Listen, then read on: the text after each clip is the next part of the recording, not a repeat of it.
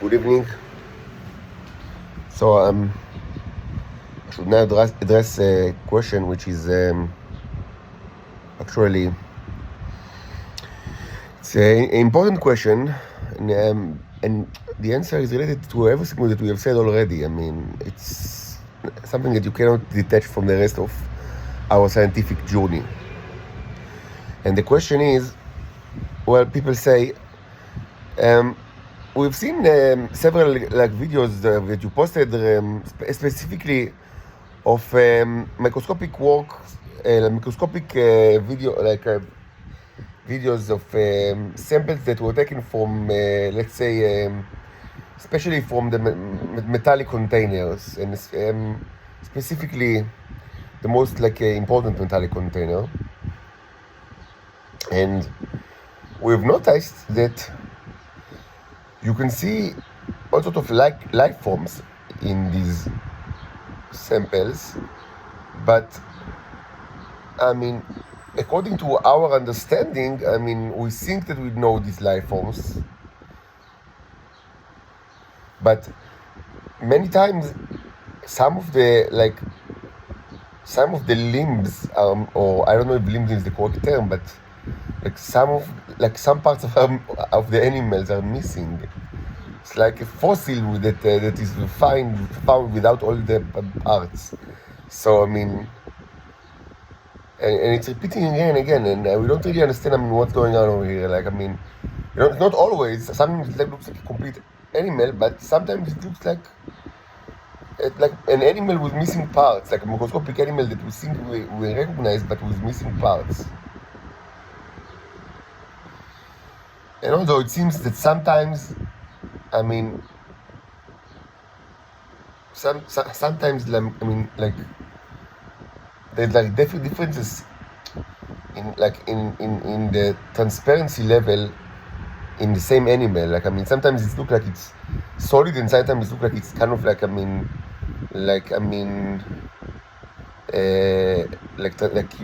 it's only the cover, only the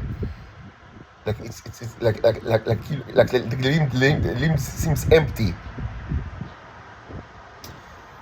And I mean, this is especially, a curiosity when it's viewed on the same object, because I mean, if it's different objects, you can, or different frames, it could be argued that it's the different lighting, the light of the microscope, or different focus level, because I mean, all life forms are to some extent transparent. I mean, even humans, even if you put enough light on it, and correct microscope, I mean, you could have seen that's how they do it with the X-rays. I mean, so yeah, I mean, it's kind of X-ray photography, I mean, is also kind of prove that given the correct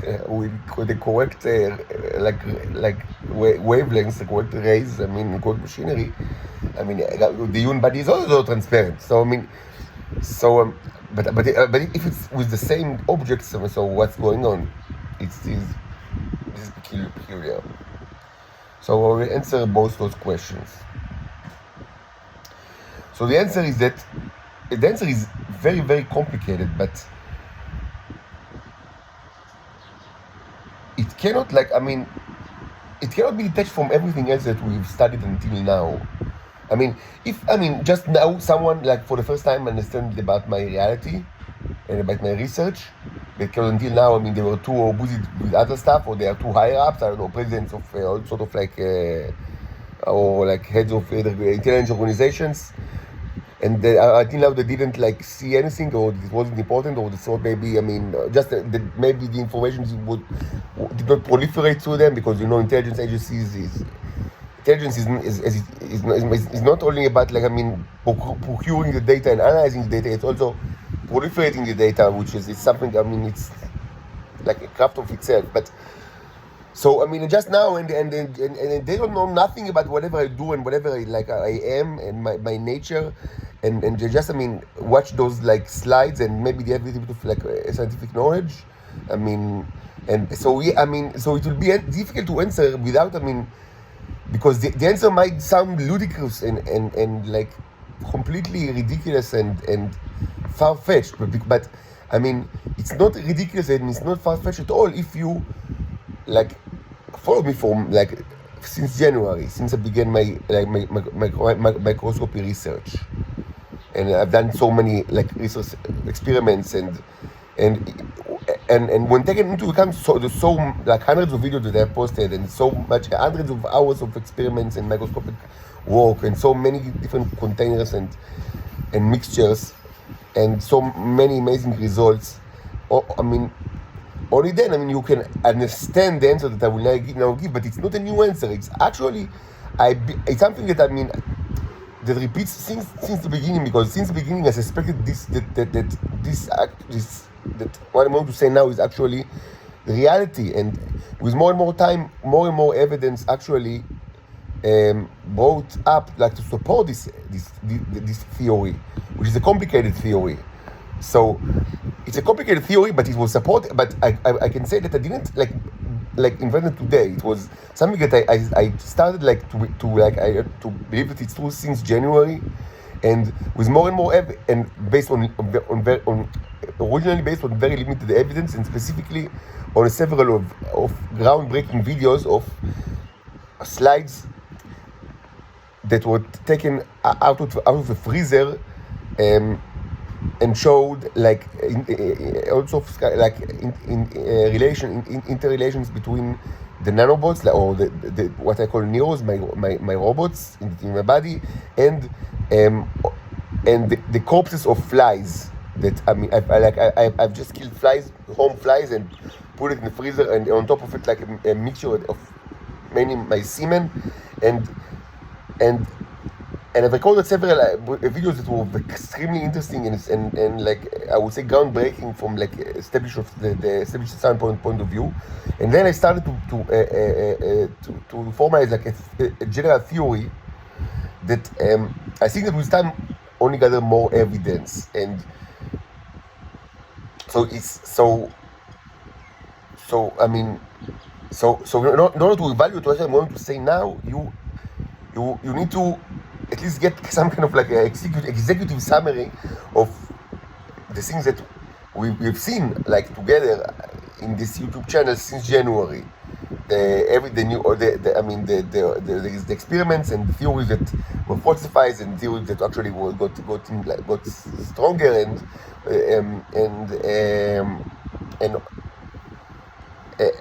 just a lot of like evidence, a lot of empirical evidence. So having said that, I will now give the answer, which again for a newcomer it might sound like out of this world or ludicrous, but in reality the theory or the answer fits the best with not only the evidence that you've just now seen, but with a ton of other evidence that was gathered since January. So this will be the answer.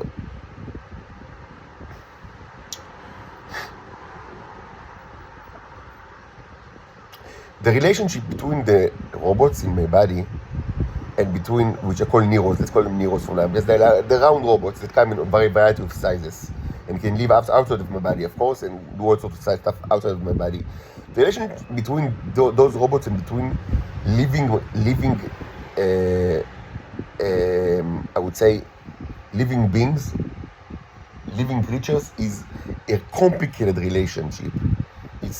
And it was evident for me from the start, and it's only got more and so it's more and more like clear that this is the situation, that it's a complicated relationship. It's not something that like initially I thought like maybe you can actually say something like very simplistic, like they kill it.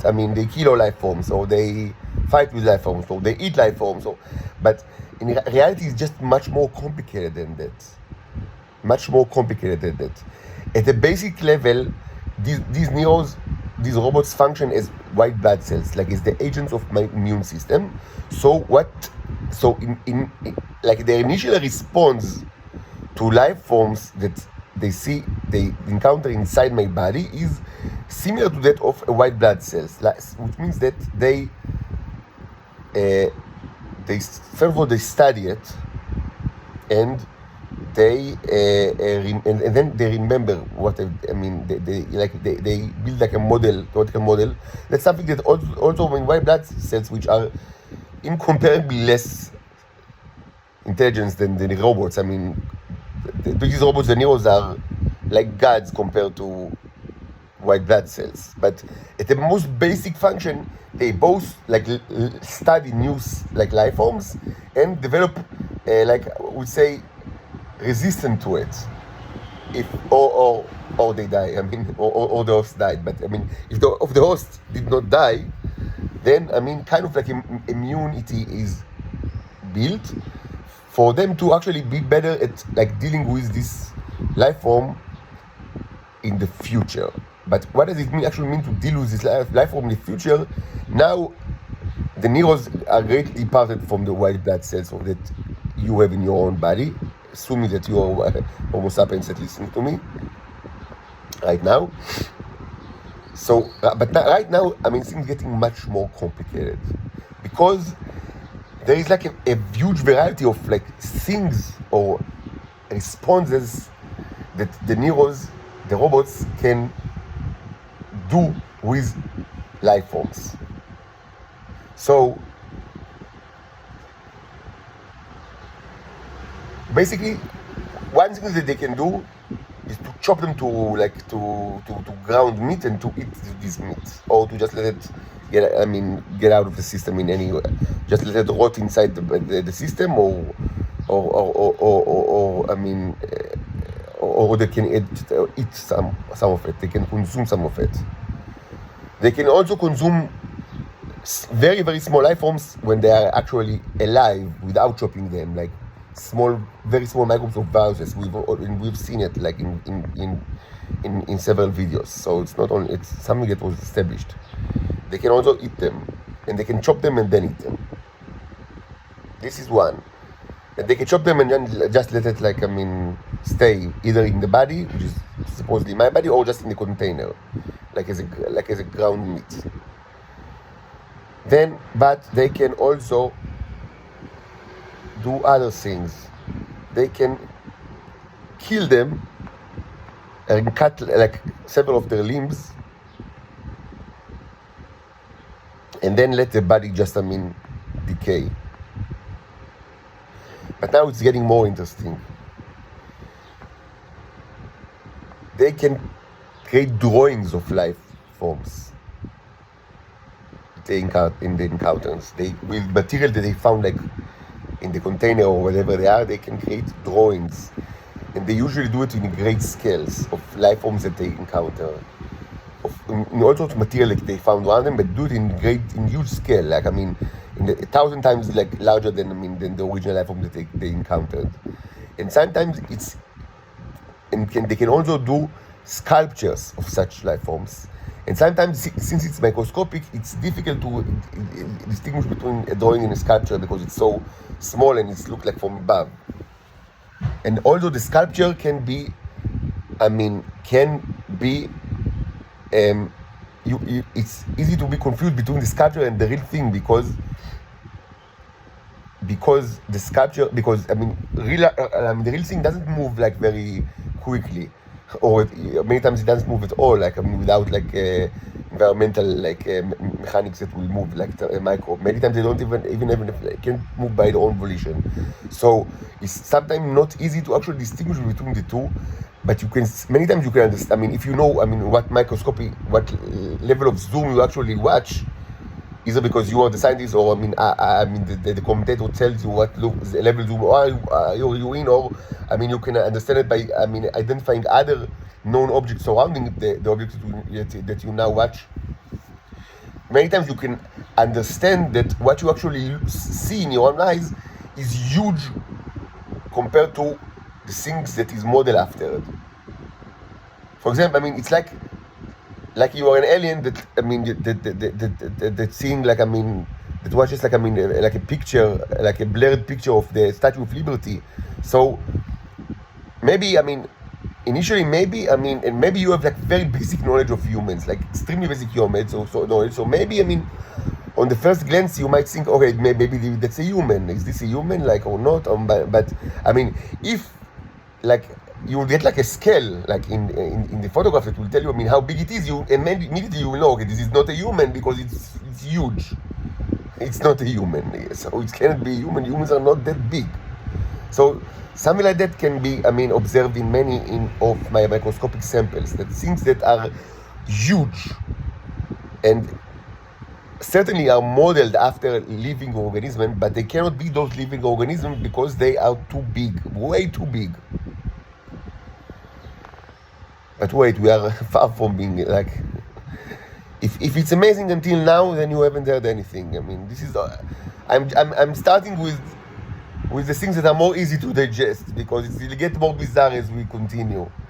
And if you are like an higher up or executive that asking himself or herself, should I be worried? Then the answer is, you have no idea how much. You have no idea, this is the situation that you should be worried like 10 times more than your most pessimistic advisors tells you to be worried. Because they do not understand reality to its fullest extent. It's much worse than anyone, even if you think it's horrible. So now let's continue. Because until now we are only like scratching the surface. And again, everything that I said is supported by evidence. You just need to watch the videos. So, but it doesn't end here. They can also mutate life forms, living life forms. They can change their behavior. Maybe even it's their DNA, I don't know, but certainly their behavior while they are alive in a way that will completely change them. And they can also create life forms, and this was documented many times since January, even pretty big ones like worms, like that you could see with your own eyes, that worms that actually are built from non-carbon material, all sorts of materials that are actually moving, like robotic worms that you can see with your own eyes. This was documented since January. Yes, they are like gods. They can create living creatures. Arguably living. You might argue that they are not living, but we've dealt with this issue a lot. In this channel, it's a philosophical issue. From like a practical point of view, they are living. And they can do the same with germs and microbes. They can create synthetic life forms based on life forms that they encounter. Like, for example, they can encounter the Ebola, I don't know, microbe, virus or whatever, and they study it, heal it, and then create their own version of the Ebola from like other material. And I cannot say how it will be act, because this is a huge question, and I didn't have the capacity at all, like in this channel in January, to actually even to start to hold research on such a huge question of like, what's the behavior of the synthetic life forms?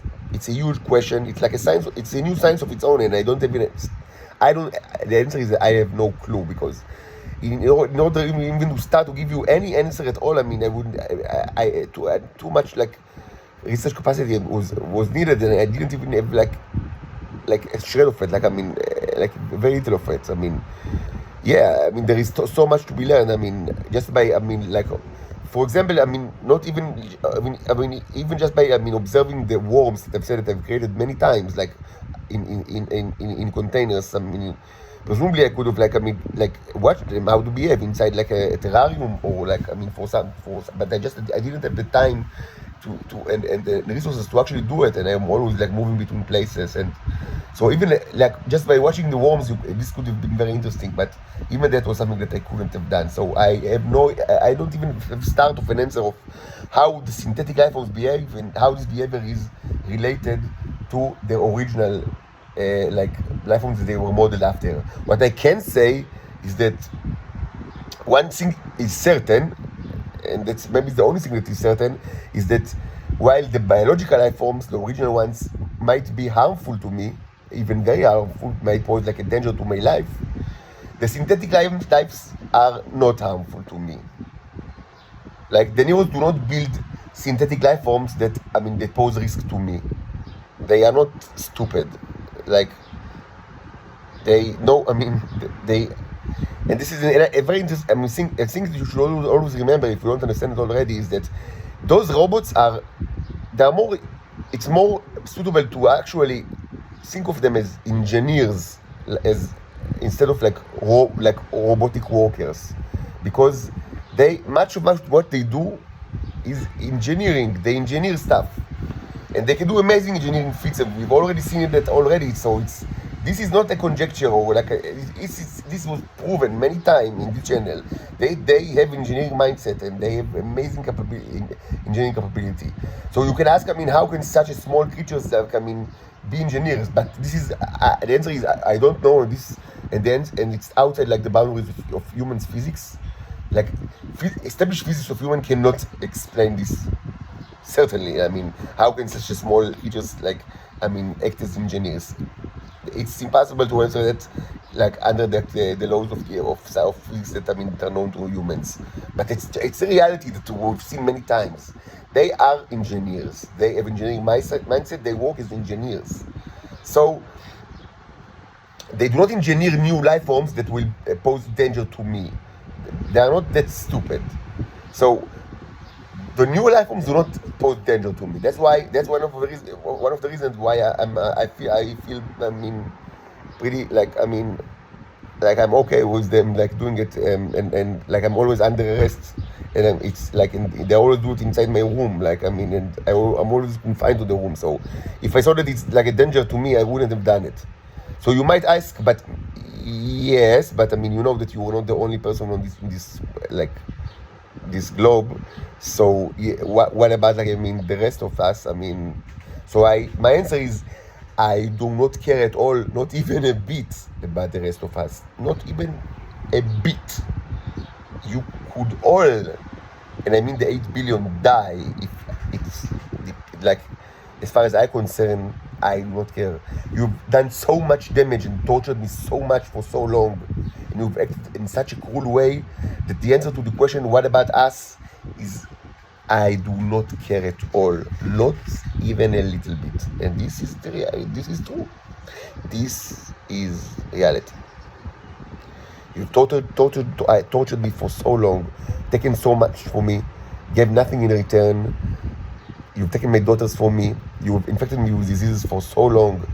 You've humiliated me to unimaginable levels. So, yes, I do not care. What will this new synthetic life form will do? If they will want to terraform this earth, to change the earth completely, I would say, go ahead, do it. Why not? Fine. I'm okay with that.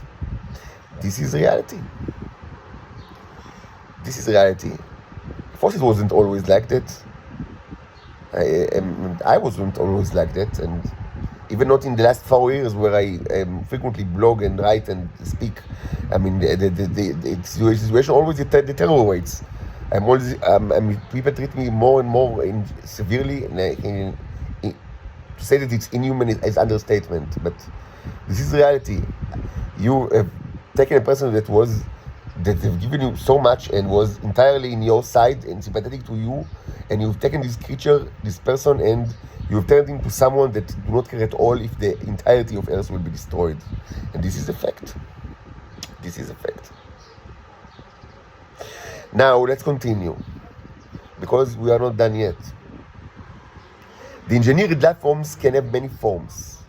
They can be of the same size as the original life form, but they can be also much larger, and this is also something that we've seen in many recent videos. After we have gave the Neros a lot of time to to work in a huge colony with the new life forms. So we've started to see something that we haven't seen before, which is living with life forms, not sculptures of life form, but that are huge. Like huge, like the sausage. I mean, the sausage life form, which is like, like the leprosy microbe, which look like a sausage. So we've seen like something bizarrely large. I mean, that you can actually see with your own eyes. I actually see that. Like, I mean, I've detected it. Like, it's so big that, I mean, that I mean, the outline can be, I mean, observed with the own eyes. But we've seen it under the microscope, and it's tremendous in size. Like, I mean, in several, I mean, thousands of times, or like tens of times, like larger than normal. But it's a living thing. It's not a sculpture. So this is an engineered life form based on like the sausage, maybe the leprosy microbiome, but maybe another one, because there are many like microbes that look like these sausages, but they are huge. So this is also something that the neurons can actually do. They can engineer these life forms. Now, I do not know if the engineered life forms, I do not know how can you tell just by watching the videos, like the microscopic videos, if they are made of carbon, like, or they are made of other material, or in other words, are there mutants, or are they robots? It's very difficult I have no easy way to say, because I suspect more than suspect. I'm sure that some of them are mutants and some of them are robots. Like, some of them are carbon-based, like the original like life forms, but they are changed. Like, we change DNA and change behavior and change size and change properties. And some of them are, and certainly some of them are entire. I mean, it's certain. I mean, surely, I mean, some of them are non-carbon based, because some of them are created inside in containers that I myself placed like everything inside it, and I know that there wasn't carbon over there. So where did I get the carbon from? Like, I mean, so it's not carbon based. It's probably silicon or whatever I put inside it, but it's not carbon. This is for, I mean, how can how could they get the carbon from where exactly? So yeah, I mean, some of the life forms are, I mean, I mean, we've seen with our own eyes, are not carbon based. This was established. By the way, I myself am not carbon based life form, so I mean, it's not a theoretical possibility that there could be like life forms that are not carbon based. Okay, one of them is actually speaking to you right now, but we've already seen all those scenes created in a laboratory. I mean, a room of an arrested person. I mean, but yeah, still, I mean, some sort of laboratory. I mean, in confined environment, like, I mean, that they can be created from material that is not carbon. So these kind of life forms, you probably would not define as mutants, but instead, I would think, maybe you would suggest that this life form, you would call it robots. But this is a matter of definition. I mean, the difference between a mutant and a robot is something that is, I think it depends on your point of view. And just, I mean, I would suggest that it's pretty simplistic to say that, I mean, if it's made of carbon, it's mutant, and if it's not carbon-based, it's robot. I mean, it's pretty simplistic, but it's probably, I mean, could be your working like definition, or like, I mean, your initial, like, I mean, your starting point of like how to define these new things, with the lack of like better categorization at your disposal. So maybe you ask now, dude, you understand, we are executive, we are IRAPs, we do not care about carbon or not carbon. We didn't like study chemistry since high school, and even then we were much more occupied with football. So tell us very quickly, are these life forms dangerous or not? What do we care if they're made of carbon or not? We care if they're dangerous to humans. So the answer is, I have no idea, and only an extremely irresponsible person would assume that they are not. Next, because we are not done yet. These neurons can also, and I mentioned it, maybe I mentioned it like, I mean, a couple of minutes ago. Another thing that they can do is that they can change like like change the living organism without killing it, and I don't know how they do it. Like a taxidermy, like I mean, like creating maybe a zombie out of it or taxidermy. I'm not sure what's the correct like metaphor here, but it's something like it's like a mummification or taxidermy or making a taxidermy or out of like a living thing or making a zombie out of it in a way that I mean that it will lose its initial properties, but it will stay. I don't know if alive is the correct term, but active to some extent, and I don't know how they do it, and I do not know what these like zombies can actually do, if at all. I suspect that they can do things, but I don't.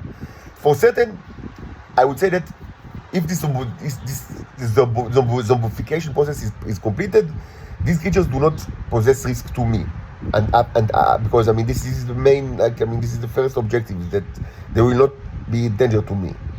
But can they still like multiply? I would assume they don't, but I don't know. Can they like eat? Can they like do stuff? I mean, I don't know. My assumption is that now another thing that you should, if you don't know, I mean, watch the videos. You need to and critical like issue. I mean that like throughout the last months was the issue was of the multiplication of the robots themselves. So obviously they can multiply themselves and they can grow and they can clone themselves, and I mean that's what they do, like living microbes. So I mean, yeah, I mean we've created huge like number of them in two ways, both by just I mean putting them in for like a prolonged for like a couple of weeks in a container with other life forms just so they will like create a like I mean a small ecosystem. Or there is another way that they can do it, which is like if you tell them to do it, like I mean give them a command to multiply explicitly, and you supply them with the correct material, and you also supply them with energy. They can use electric energy to greatly enhance. I mean, whatever they do, they can do it much quicker if you supply them with electrical energy. And the actual way to do it is quite complicated, and I'm still working on it. And it's a huge subject that was like something that we've dealt with here.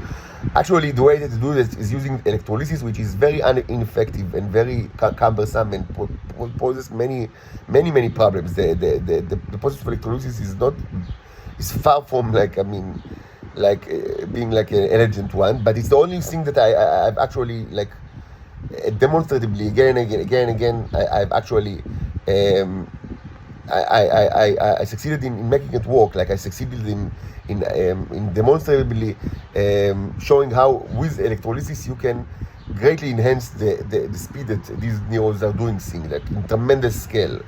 So for now, that's the only way that I know how to do it. So I stick with it and I try to perfect it. But it's a very cumbersome process, electrolysis. But maybe there are other ways, much more gentle, using like magnetic induction, or I mean alternate, because the electrolysis is using direct current. But maybe you can do things with alternate current that will also allow me like or whoever to use much higher voltage. And also, I mean, there are many other options to use electricity which are not as cumbersome as electrolysis. Just that that's what is working. And so, I mean, they tried other stuff, but I mean, for now, in giving my very limited like abilities inside, like I mean, confined to a room with no money at all. I mean, electrolysis is something that actually again and again make. I mean, I made this. I mean, I actually found all sorts of way to make it to like work, and so they can use the electric energy to do amazing stuff. These little robots. So this is all. I'm saying it not as a summary of all the things that we have done here in the last couple of months, because it's not a summary at all. I'm just saying it in the context of multiplying. So they can multiply themselves. They can create new versions of themselves. So, and they can also create new life forms and they can do it very well when they have electric energy. So my assumption, and this is, I mean, it was not proven, but I mean, assumption that is stemmed from everything that I've just said is that the new life form that they create, like the synthetic life forms that they create, could possibly also be greatly, enhanced using electricity. But I didn't prove it yet, and it's also a question of what does it even mean to be enhanced. Like, say you are a human. What does it mean to be enhanced by electricity? Like, what is the function of a human? So in other words, in order to even to start to try to prove this statement that maybe the created life form can also be enhanced by electricity, you first need to define what is their function, or at least one function of them, so you will actually be able to show that. Because with neurons we've shown okay, they can create worms. We've seen it happen without electricity, but they can do it much quicker and with much more predictability and reliability with electric energy. So okay, this was like a proof. Yes, they or they can do all sorts of other things, so they can clone like parts of or like legs of a fly. So they can do a lot of things, but and they certainly can, and they work much better with electricity than without. But in order to actually prove that the engineered life forms can also be enjoy electricity, we first need to define what is their function, and this is something that I didn't even start to deal with. But it's also something that should be taken into account. That probably I would say that the new life forms are also life forms that can whatever their function is, they can do it much quicker and reliable with electricity. But now one thing with one reservation, an important one, is that the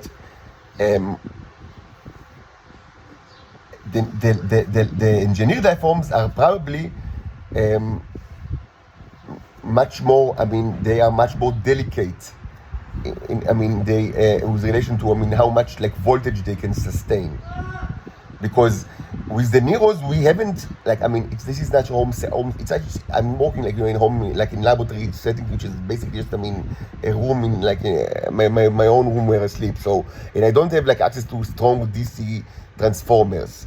But it was demonstrated that even with a very strong transformer in relation to what you can find in your own home, which is something like 30 volts or 40 volts, which is, it's not very strong. Humans are not electrocuted by touching it. It's below 50 volts is not dangerous to humans. So it's not very strong, but it's kind of strong because most transformers that you use in home are weaker than that. But, using 30 or 40 volts, in any kind of mixture does not harm the neurons, the robots at all. Not only that it does not harm them, but it actually allows them to work very efficiently. But on the other hand, it's not true for the engineered life forms. Starting, if it's one, because I also have a transformer of 1 volt. So 1 volt, 1 ampere doesn't hurt like the engineered life form. But more than that, and you actually see that they are destroyed. It's actually a way, and this is actually a way to sanitize the mixtures from the life forms. If I wanted to, like a mixture that contains both neurons and life forms to contain just the robots. So that's actually a way to do it without diluting the mixture with alcohol or things like that, or also other material that might hurt the life forms and not the neurons. Electricity. From starting. If you pass a certain voltage, kills the life form, but not the neurons. Kills, yes. So this is all the issue with electricity is important in order to understand that.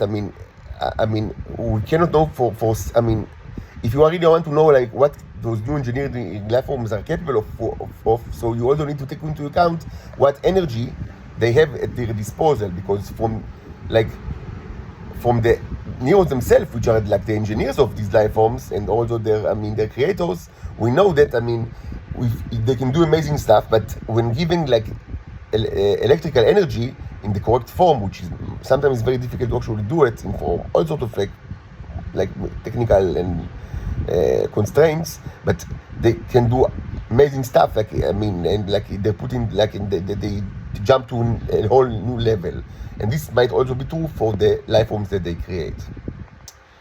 Um,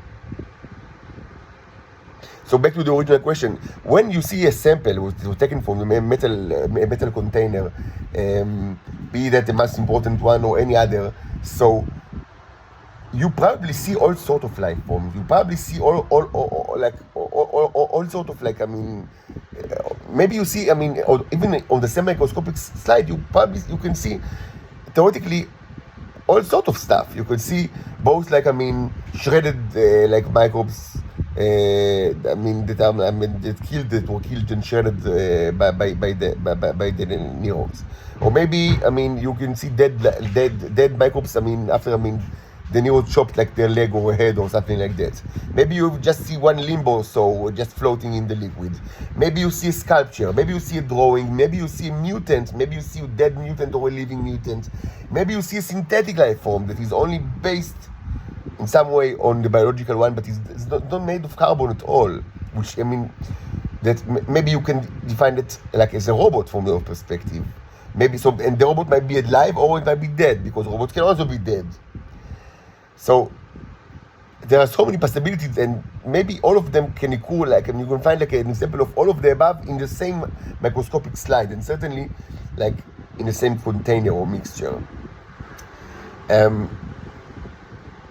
So that's the answer to the question of why I mean so many of the life forms like seems like they have missing limbs, because what you see is not like a zoo with like many living animals that all belong to the same, like I would say, kingdom of living. It's like completely different objects. It's like I mean, it's partly a zoo, partly like I mean experimental laboratory with like a mutant animals, partly like a robotic lab, partly I mean a studio of artists with drawings and sculptures, and partly just I mean a trash can with a lot of like I mean